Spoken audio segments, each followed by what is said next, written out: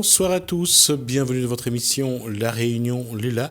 On espère que vous avez passé une belle journée, que cette soirée plutôt qui s'annoncera aussi du même tonneau, que vous allez pouvoir vous amuser, et surtout que le week-end sera un très beau repos et surtout un très beau week-end pour pouvoir reposer et se ressourcer. On va parler de politique, mais seulement dans la région et à l'île Maurice. On voit ça dans le Cosmo réunionnais.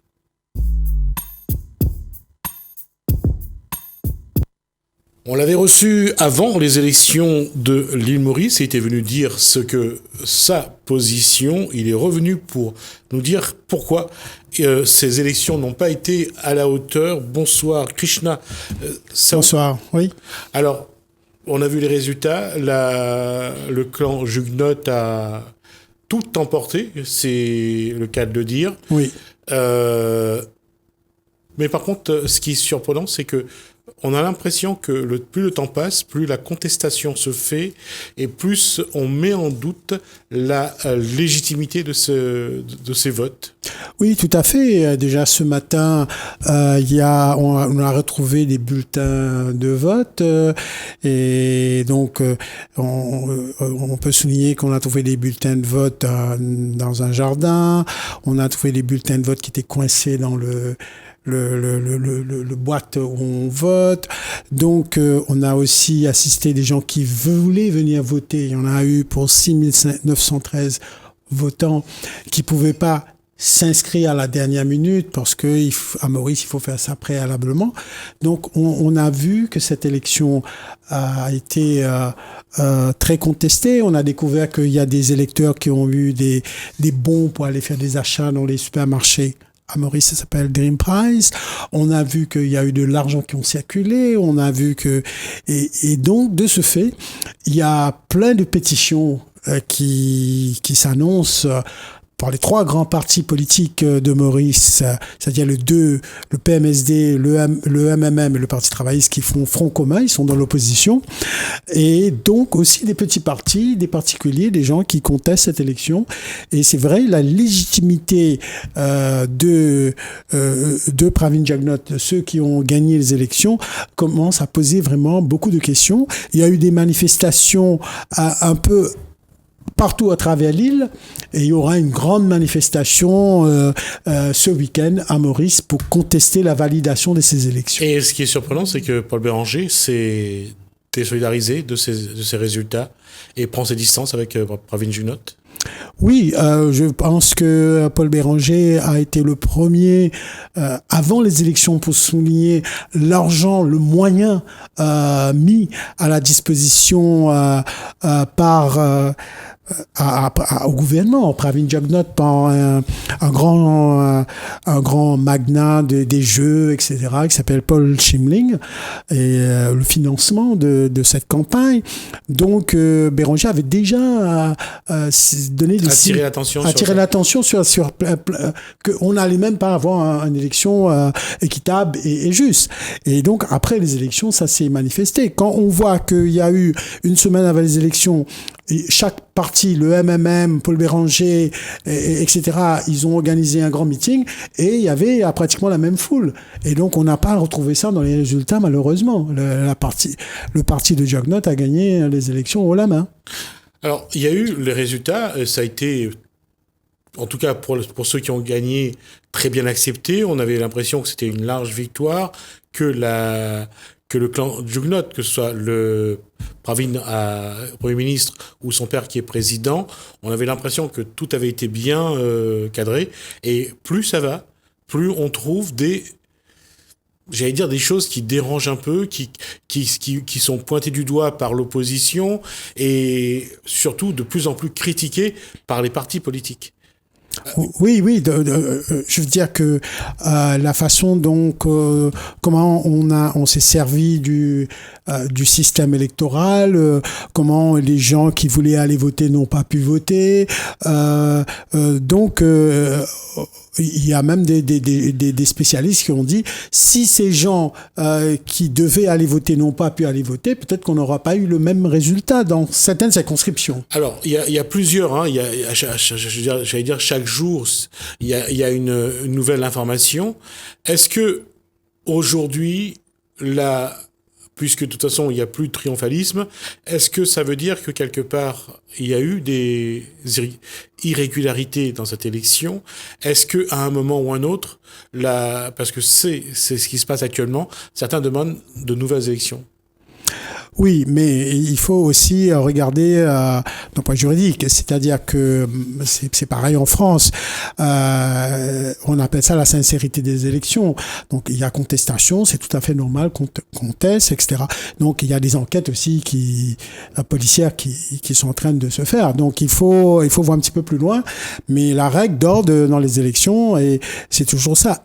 Si ces irrégularités sont de même à changer les élections, ou si ces irrégularités n'auraient eu aucun impact, donc la sincérité des élections prime. Apparemment, il y a une commission électorale. Oui. Cette commission électorale cherche à savoir si la sincérité du vote a été entachée ou pas. Oui, elle a été entachée jusqu'à fausser le résultat. Si les partis de Juggernaut a une telle avance par rapport aux autres partis qui sont arrivés second, c'est faisable. Mais malheureusement, dans cette élection, les élections n'ont pas été... Il n'y a pas eu des écarts de 40, 50 voix comme dans le passé. Et on dit toujours, il y avait le cas de Rajringadou qui avait contesté l'élection d'un autre l'oncle de Pravin Juggernaut, Ashok Juggernaut. C'était parti au conseil privé de la reine et l'élection a été invalidée. Et donc, on avait parce qu'il y avait un écart de 40 voix et parce qu'au dernier minute, on a donné des travails de ministère de la Santé à des votants. Mais aussi, il faut être réaliste. Maurice, on a beau faire des gros discours, etc. Mais les électeurs aiment bien avoir un petit cadeau pour aller voter, etc. C'est comme ici, le petit restaurant. On a un petit restaurant et puis voilà, on va voter. À La Réunion, ça existe aussi. Aux États-Unis, en Angleterre, bon, on n'invente rien non plus. La question, c'est de savoir, est-ce que le fait qu'il y aura toujours un doute sur la sincérité de cette élection, est-ce que ce gouvernement pourra travailler en toute liberté et avec toute l'énergie dont elle a besoin? Je pense, d'un point de vue...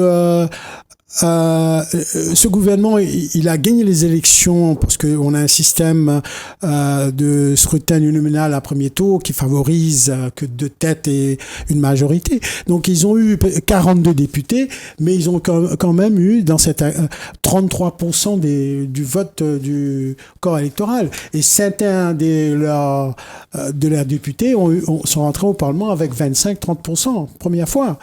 Et donc il faut aussi voir les choses de ce point de vue-là. Il y a eu aussi pour la première fois des grandes parties qui avaient des candidats qui ne vont pas avoir leur caution remboursée. Donc, voilà. Il y a quand même une question, c'est que est-ce que le peuple mauricien aujourd'hui est encore, comme c'était par le passé, mais c'était vrai pour la plupart des pays, je pense, avait cette envie de changer le cours de l'histoire, de faire venir, quand ça a été par exemple l'occasion de faire gagner la gauche à Maurice, on a vu un mouvement de la population, c'était un vrai mouvement pour changer avec les traditions d'avant. Et aujourd'hui, on a l'impression que la population, elle est un peu déçue également, comme à La Réunion, par la politique. Oui. Après coup, la population est un peu déçue. Et moi qui étais là-bas pendant la campagne, l'électeur mauricien, il est très conservateur. Donc, un Mauricien, il va changer quand ça va vraiment très mal. Un petit peu, là, il a tendance... Les gens étaient dans ce doute-là, les gens que j'ai rencontrés pendant la campagne, les gens qui étaient en train d'aller voter. Ils me disent, est-ce que tu crois que je dois vraiment changer de gouvernement? Donc, les gens étaient... voilà, c'est cette question qu'ils se sont posées. C'est de savoir un petit peu, parce que Paul Béranger, c'est pas non plus quelqu'un qui a, je dirais, la population n'a pas une grande passion non plus pour Paul Béranger. Ils l'ont élu à 2 ou 3 occasions, mais on a l'impression que c'était parce que fallait changer, quoi. Je pense que le problème de Paul Béranger, c'est que c'est un excellent opposant et il a toujours été dans l'opposition. Il sait contester, mais il sait pas gagner des élections parce que souvent il n'a pas un programme électoral. Pendant cette campagne, on a noté l'erreur de Paul Béranger accrue. Parce que cette campagne s'était basée un petit peu comme aux États-Unis sur des scandales. Il y avait le Serenity Gate, le scandale de financement d'un film avec la famille Jugnutt, et de l'autre côté Ramoula, mais toutes sortes de scandales, Confort, etc. Et donc chacun d'eux avait son scandale à chaque coin de meeting. Et Béranger a cru bêtement que les gens vont le choisir lui parce qu'il a fait sa campagne. Moi, je suis monsieur propre, monsieur honnête. Ça n'a pas marché parce qu'il n'avait pas un programme. Il n'avais pas qu'est-ce que je veux faire quand je veux prendre le gouvernement. Il était toujours dans le critique. Et ça, malheureusement, après 50 ans de politique, Paul Béranger n'a pas encore eu cette maturité. On pourrait parler aussi de monsieur Vergès qui souvent n'avait pas cette maturité de... Quel Vergès vous parlez Paul Vergès oui. Vous trouvez que Paul Vergès n'avait pas de maturité? Non, je veux dire qu'il n'avait pas cette maturité pour gouverner. Il était toujours un très beau opposant. On a vu que Didier Robert a très bien joué avec lui. Hein. D'accord. Enfin, je veux pas. Non, ça me dérange pas. Ça me dérange pas. C'est un point de vue et je respecte ce point de vue. Et d'ailleurs, je ne vais rien dire parce que je pense que on va opposer non pas le point de vue, mais c'est les éléments autour qui font que on a l'impression de voir ça plutôt que de voir ça. Mais ceci étant, et c'est vrai que Paul Vergès, c'est comme Marine Le Pen en métropole, en France. C'est-à-dire que c'était une excellente opposante. Et je ne sais pas si les gens verront en elle, en 2022, quelqu'un qui est prêt à gouverner le pays. C'est le même problème que Béranger et Marine Le Pen. Des excellents, vraiment les meilleurs des meilleurs. Et vous allez voir, là, Paul Béranger, là, il sait prendre un truc et mettre le gouvernement en difficulté, mais après, surtout, il ne concrétise pas. Il a pénalty et il tient à côté. Il a haussé le ton, j'ai vu qu'il a haussé le ton contre Jugnutt. Il a pris ses distances avec Jugnutt en lui disant « Maintenant, démerdez-vous, vous êtes dans le caca, c'est vous qui vous êtes mis ». Mais là, il a haussé le ton et il a pris déjà une position d'opposant en disant « Je suis la solution ». Oui, d'ailleurs, pendant la campagne, Paul Béranger, quand on parlait, moi je lui ai posé une question par téléphone, et il m'a répondu que lui, il était en train de ranger toutes ces questions qu'il posait au Parlement, etc. Donc on voit, il s'est conforté dans cette idée que c'est le meilleur leader de l'opposition qu'on a eu. Hein. Donc ça, on peut pas le... Oui, et ça fait des années, ça fait des décennies d'ailleurs. Ouais, il m'a expliqué comment il fait. Il doit lire beaucoup de dossiers. Après, il faut condenser tout ça dans 3 ou 4 questions pour emmerder le gouvernement dans le Parlement. Donc c'est un art, je dois l'admettre. C'est vrai qu'en fait, Anna Jugnutt, aujourd'hui, vu son âge, ce n'est plus vraiment quelqu'un qui a du répondant. Et son fils par rapport à lui, le fils de Jugnutt par rapport à Béranger. Oui, mais Béranger a un atout cette fois-ci. Sa fille a été élue tête de liste, attention. Johanna Béranger a été élue tête de liste. Où ça ? Avec 50% à Vacois, où la famille Béranger réside, à Riverwalk. Elle a été élue, Johanna Béranger, c'est la grosse surprise de ces élections, elle a été élue tête de liste à plus de 56%. C'est le seul député qui n'est pas issu du gouvernement qui a eu majorité au-dessus de 50%. Il n'y en a eu que 6 députés qui ont eu majorité au-delà de 50%. Il y en a qui sont tête de liste avec 40%, 30%. 25% tête de liste. Attention. Donc, Johanna Béranger, je m'attends à des merveilles d'elle. Donc, ça veut dire que Pravin Béranger aura quelqu'un à qui parler bientôt? Oui, parce que dans ce nouvelle assemblée, il y a 2 jeunes. Il y a Johanna Béranger, qui est la fille de Paul Béranger. Elle a montré, elle a des talents. Elle n'est pas simplement copie-collée de son père, c'est-à-dire un beau opposant, mais elle a des idées. Elle a aussi une personnalité. Oui, elle a une personnalité propre à elle, un style aussi. Et aussi, peut-être que vous connaissez pas à La Réunion, James Butty David, son fils Fabrice David a été élu aussi. Donc on a 2 petits jeunes. Il y a des jeunes prometteurs qui sont arrivés. Et quand même, à La Réunion, souvent on dit que. Mais c'est la défaite de Duval qui est inquiétant parce qu'il est sorti de leader de l'opposition du premier rang au Parlement. Il est passé au dernier rang. On va juste préciser que le Duval dont on parle, c'est le fils de Gaëtan Duval. Xavier Duval. Voilà, donc je tenais à cette précision-là parce que pour pas qu'on croie que. C'est un grand déconfit des Duval pendant ces élections. Oui, mais parce qu'aujourd'hui, les Duval se font cavalier seuls aussi. Oui, ils font cavalier seuls et puis ils sont intéressés que par la famille. Donc les Duval, il y a Xavier Duval qui est son frère, demi-frère, le fils adoptif de Gaëtan Duval, Richard Duval, a été élu. Donc ils se retrouvent une petite famille comme ça dans le Parlement, c'est tout. D'accord. Et en plus, à Maurice, en matière politique, c'est souvent une question de famille. Il y avait la famille Rangoulam, la famille Jugnot, la famille Béranger. Là, il y a la famille Béranger, la famille Duval, on le connaissait. C'est ces grandes familles-là qui font et défont la politique à Maurice. Ouais, tout est comme ça. Si on regarde les nouveaux députés qui sont au Parlement de l'île Maurice, on a la nouvelle femme Égalité des genres, le ministre Égalité des genres, qui est la fille d'un ancien politicien, qui vient de prendre sa retraite d'ailleurs. On a eu, je vous ai dit, Fabrice David, qui est le fils de James Bertie David. Je vais vous citer d'autres que peut-être vous connaissez pas, mais il y a ce nouveau cru de députés mauriciens. Il y a un bonne dose de dynastie dedans. C'est une nouvelle génération qui arrive aussi. Oui, une nouvelle génération dynastique. Voilà. On s'en sort pas de cette histoire de dynastie. Comme je dis toujours, à Maurice, même le gâteau piment, même le vendeur de Briani, il met son fils ou sa fille. Moi, je prends souvent des taxis, peut-être si vous avez l'occasion d'aller à Maurice. Oui, je comprends. J'ai mon fils là, et je vais vous donner mon taxi. Voilà. C'est pour ça que je disais que finalement, c'est une question de dynastie. Dynastie, oui. À Maurice, tout est dynastique. On transmet à l'enfant qui suit la suite. Oui, il y a 40 avocats qui viennent le prêter serment là au dernier cru. Il y en a une vingtaine qui sont dynastiques. Donc voilà, il y en a très peu qui arrivent de se faire un chemin. Et même au niveau des politiciens de premier ordre, il y a très peu. Je crois qu'on a connu Rama Valaiden qui avait percé à un moment donné. Mais après, c'est tous des dynasties qui sont là. Alors, une question, est-ce qu'il y a une chance que avec ce que disent les uns les autres, avec les échanges qu'il y a, parfois pas très tendres, est-ce qu'on peut aller vers de nouvelles élections ou pas? Non, je pense pas, parce que comme je vous ai dit, la majorité, il n'y a pas souvent quand on a eu contestation dans le passé, il y avait des écarts de voix très très peu, 50, 10, 15, 20. Et là, les écarts entre le troisième et le quatrième candidat perdant, il est assez conséquent. Donc, la sincérité même si tout ça s'avère vrai, parce que il faut aussi dire, et moi, c'est mon explication à moi depuis hier, je développe ça.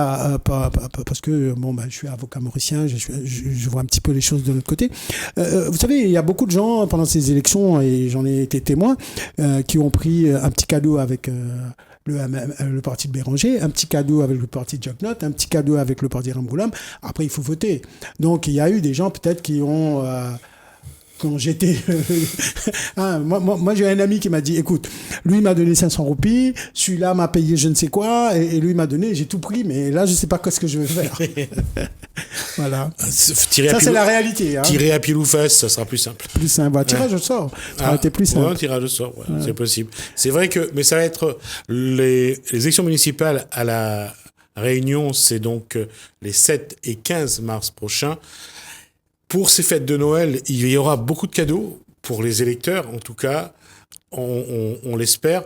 Mais ça se passe pareil à Maurice, c'est-à-dire que là-bas aussi, aujourd'hui, on donne des cadeaux pour faire voter. Oui, il y a plein de gens qu'on n'a pas remarqué, qui étaient après candidats pour les élections, qui se faisaient le Père Noël pendant Noël. Là, je suis sûr qu'il y a beaucoup de candidats pour les mairies, les listes et tout ça, qui vont s'improviser à Père Noël. Il n'y a pas de souci de ça. Ça, on est conscient. Il y a des tickets restaurants moi-même, j'ai déjà eu des tickets restaurants pour aller voter à La Réunion, alors que j'ai même pas un ticket d'électeur. Donc, voilà. Ticket restaurant à La Réunion. Oui, mais ça, C'était dans un bon restaurant, j'espère. J'ai choisi un bon restaurant après, quand même. Moins des choses. Qu'est-ce que aujourd'hui, j'allais dire, comment est-ce qu'il faut regarder la politique aujourd'hui? Parce que on a l'impression que les électeurs ne sont plus trop intéressés, qu'il faut les motiver pour aller voter, et à la rigueur, ils s'en foutent un petit peu de savoir pour qui ils vont voter. L'électeur mauricien a été habitué à ces espèces de cadeaux. D'ailleurs, il y a eu pas mal de cadeaux, promesses électorales. Le parti Jugnot, il a dit qu'il va augmenter le pension de 6 000 roupies à 9 000 roupies. Rangoulam a dit qu'il va faire mieux 10 000 roupies. Vous voyez, c'était au casino, au supermarché. Paul Béranger, pour la première fois, on a été étonnés. Lui aussi, il s'est mis dans le jeu. Il a dit qu'il va donner 6 000 roupies pour les allocations chômage. Donc, on a vu, les gens étaient là... D'ailleurs, on a eu aussi des résultats où chaque parti a eu un député élu, par exemple, dans la circonscription de Port-Louis. Donc les gens ne savaient plus qu'ils avaient choisi. Ils ont choisi chacun un. Ils ont voté un de chaque.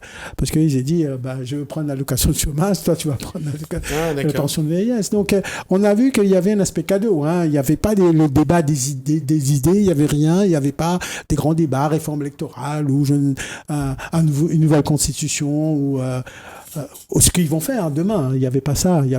C'était beaucoup une question de donnant au donnant. Qu'est-ce qu'il faut attendre des prochaines échéances ?